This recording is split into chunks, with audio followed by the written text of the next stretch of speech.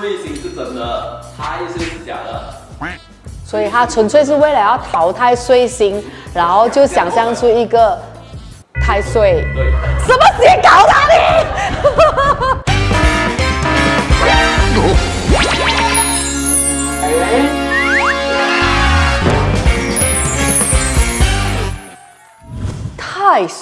太岁到底是什么呢？欢迎收看荧光笔工作室 Highlight。你好，我是莹莹。对于很多华人而言啊，每一年农历新年呢都会有一个固定的行程，那就是到寺庙里面去拜拜，以祈求呢接下来这一年啊，就是可以顺顺利利、平平安安的。那当然最好是可以步步高升啊，财源广进啊，发大财啦，对不对？那家里面的老人家呢，通常也会在新年的期间呢，会去提醒我们啊，犯太岁的哦，你记得去安太岁哦。你可能会乖乖去做，但是你到底知不知道太岁是什么呢？太岁是谁呢？这么这个太岁需要我们去安的嘞？今天呢，我们就来告诉大家一些关于太岁的故事。他到底是谁？什么是太岁 ？OK， 在介绍太岁以前呢，我们要先来一些 background 的这个 knowledge， 也就是太岁的前身岁星。那岁星又是什么嘞？打起你的12分精神，我现在好好跟你解释。我相信这个网上没有多少人可以这么认真的跟你解释太岁这是什么。在很久很久以前，我们的祖先呢就仰望这个星空的时候嘞，就发现天上呢就有一些星星在move 来 move 去这样子。那这些星星啊，有一些呢动得非常的快，每个晚上呢就会出现在这里，出现在那里，这样子都会出现在不同的地方这样子的。而有一些星星呢，它就移动得非常的慢，那很多年呢才会移动一点点。以前人也是很有空哦，还可以用这样长的时间去发现那个星星移动一点点，确实也没有什么娱乐啦。那经过了多年的观察，那是要有多少年了？真的很多年。我们的祖先呢，就终于把星空的规律搞懂了，从中呢就计算出了不同星星的运转周期，再配合这一个昼夜还有四季呢，就发明了最早的 calendar。是不是觉得我们的古人很厉害嘞？每颗星星都可以搞出一些东西来的。那在这些许许多多的星星当中呢，我们的祖先呢就发现了有一颗比较特别的星星，这颗星星呢是会以固定的距离在夜空中移动，你不懂是怎样移啦，就是固定的距离。于是呢，我们的祖先呢就把这颗星星命名为岁星。那主角出现了啊，注意啊，并且呢把这个岁星运行的轨道呢分作12等份，称为12次。而每一年呢，岁星将会移动1个次，如此的这个周而复始，循环往复。那岁星的本尊是谁呢？哒啦，就是这个木星啦，看到没有？那就是那个太阳系里面的最大的行星，上面呢有一个红斑，很出名的嘞。那这一套呢以岁星为中心而制定的 calendar 呢，就叫做岁星纪年啦。然而呢，我们的祖先啊，并不知道岁星的准确运行周期呢，大约是11.8年，很溜浪，而不是12年。因此呢，这个岁星 calendar 呢，每使用一段时间以后呢，就会慢慢的发现了一些误差。那不要怪他们啊，因为当时真的是没有望远镜的嘛。而且呢，因为岁星啊，也就是木星呢，和地球啊都是一样呢，是绕着太阳公转的关系。那么呢，岁星时不时呢就会出现逆行等等的现象，严重呢影响了这个 calendar 的准确性，这就让我们的祖先非常的头痛啦。你就会问说什么是逆行？逆行这个东西很有名啊，这个唐奇阳每天都讲的，水星逆行，山西东西会坏。水星逆行。逆行指的就是天体在夜空中看起来像是往后退的样子。著名的例子就是刚刚讲到的水星逆行啦、木星逆行等等。这是因为呢，这些天体的运行轨道和地球自转的这个角度差而带来视觉上的一些轨迹的改变。你还是听不懂吗？其实我也是。请看 VCR。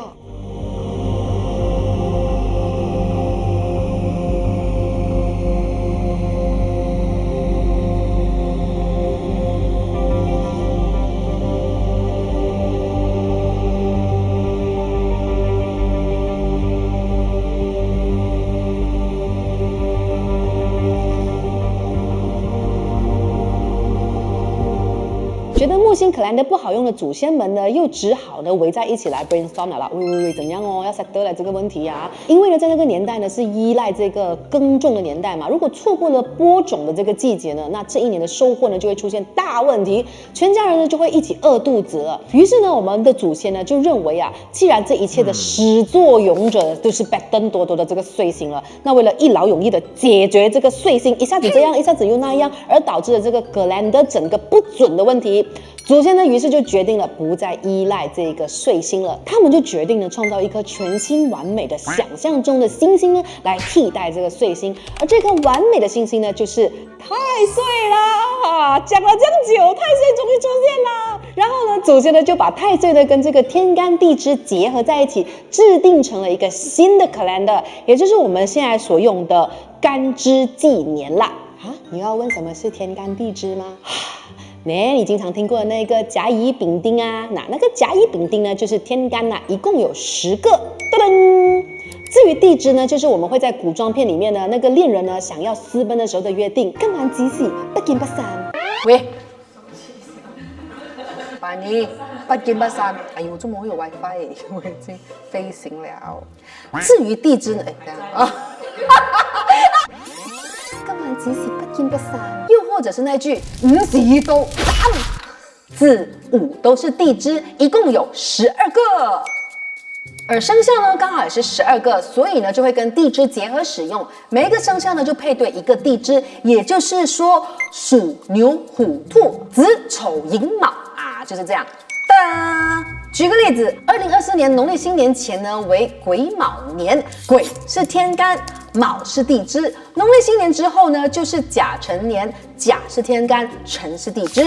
而所谓的生辰八字呢，指的就是出生时候的年月日时，一共呢是4对，故称生辰八字。比如说1991年2月9号早上10点转换成八字就是这样啦，从假惺惺变神仙。来，我们来 recap 一下啊，古人呢本来是以岁星，也就是那个木星嘞，来做这个 calendar 的嘛。后来呢就发现这个岁星呢一直时不时在天空中乱跑，于是呢就创造出更好用的这一个太岁来做 calendar 嘛。而太岁又是怎么从一个假的星星，不能讲人家假星星啊，星星是存在的，它不是一颗星啊，没？你不是讲它是木星吗？岁星是真的，太岁是假的。就想象了一个完美的星星，他想象中的完美星星，他没有这个星星的想象中的完美。哦，所以他纯粹是为了要淘汰岁星，然后就想象出一个太岁的这个星星。好，那太岁又怎样是从一个想象出来的星星，最后变成了神仙呢？这就是因为呢，古人的生活真的很辛苦，除了要担心比较多的老虎啊、毒蛇啊，还有各种不定期爆发的天灾人祸，一个不小心呢就会英年早逝。那为了要活得长命一些、顺利一些、平安一些，古人呢就只能够或多或少的依赖玄学啦。确实啦，那时候没有科学嘛，于是呢，古人就开始研究太岁的方向还有位置会如何影响地球上的事情。它都不存在，他怎样研究？他 suppose 在这一边 ，suppose 在这边 ，suppose 在这一边。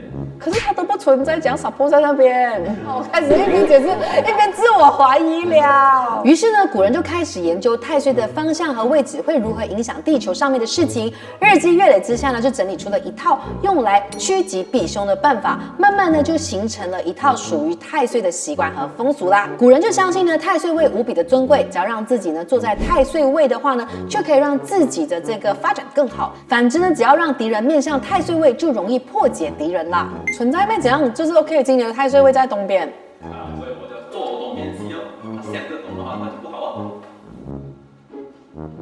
玄学老师讲，听不明白是正常的。这一集我们越做越怀疑自己啊！算了，你们看在我们很有诚意的份上，你们看完了好吗？如果你们比较懂得怎么解释的话，再解释给我们听了好吗？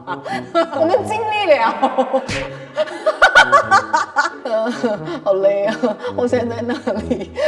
好，太岁神的这个形象呢，传说呢是来自甲子神，像是因为的太岁和甲子神呢都一样呢，都是一组60个的。于是呢，人们就把60位的这个甲子神的形象和神话故事转化到太岁身上，于是呢就有了太岁神了。而当中比较有名的太岁神呢，有的就是殷郊、甲子、太岁等等。安太岁又是怎样来的嘞？那这是源自一个关于孝顺的故事。啊，听完一堆不懂的东西之后，我现在讲故事了。话说呢，1000多年前有位皇帝的妈妈就生了病，不是皇太后咯。